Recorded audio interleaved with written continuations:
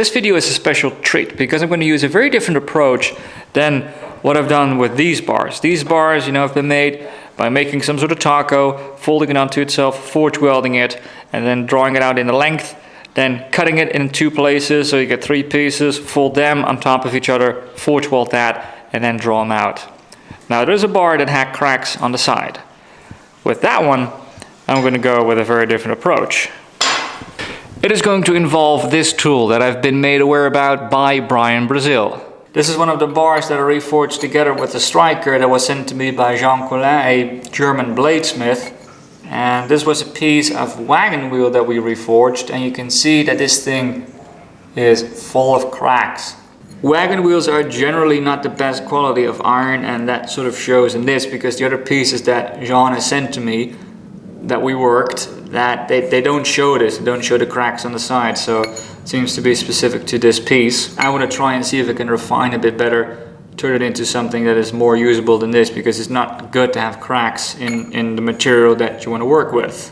What I would like to try is forge this down a little bit, turn this into an octagon, so I'm going to forge down these corners until it's octagon, or close enough, and once I got that, I can take a v-swage, I can put it in there and, you know, round it up, turn it into round stock as I go. The nice thing about the v-swage is that you got space for scale to fall down into. If you take a half round, you're forging in scale. Whereas with this, if you put it in there, you'll have a gap underneath it, and that gap is what, you know, allows the scale to fall out and drop out. So hopefully that is going to clean it up a little bit. And then what I want to do with it is I want to draw it down even further, turn it into smaller bits. Once I got enough length, or I think it's thin enough, I want to, you know, divide it by 3 again, fold it on top of each other again to make, you know, 3 pieces that are on top of each other, and then weld them again in the v-swage and bring that back together into one bar.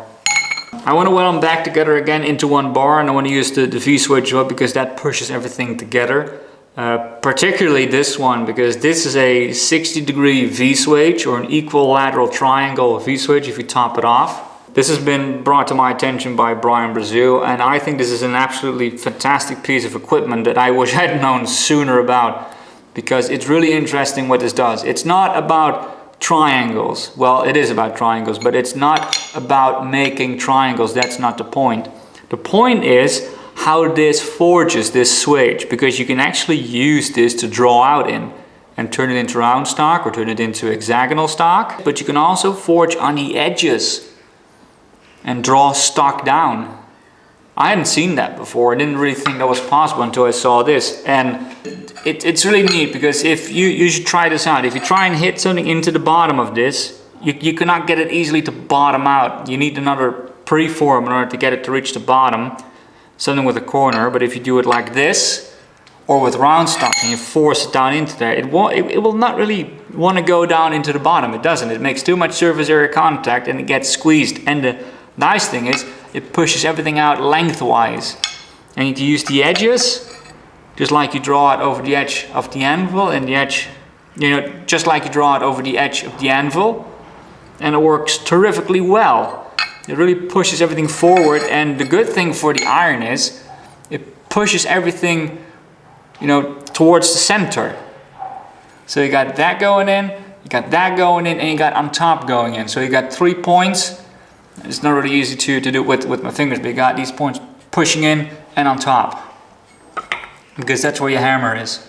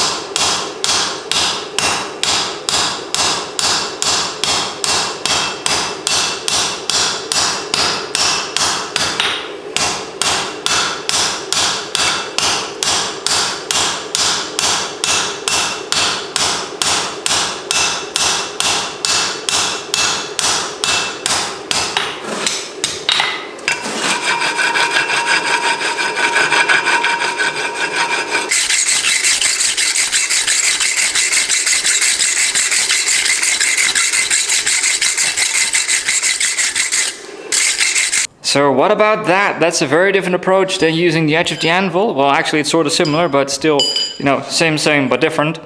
And it has yielded a nice bar, at least seemingly nice for what it is right now. I cannot wait to actually test it out, make some small stuff with it, very fine, and see if it then still cracks. I mean, that's going to be the genuine test, the acid test. So this is what I've turned this bit of railroad track into so far. You know, just for fun and games, turning it into round, turning it into six-sided, and turning that six-sided into a pentagon. Pretty good, and it is surprisingly easy. So next video is going to be a special treat as well, making this. I hope you guys enjoyed watching this and maybe learned a thing or two that you can apply yourself and maybe try out this, you know, equilateral triangle swage. I hope that's going to help you out, and I look forward to seeing you guys on the next one.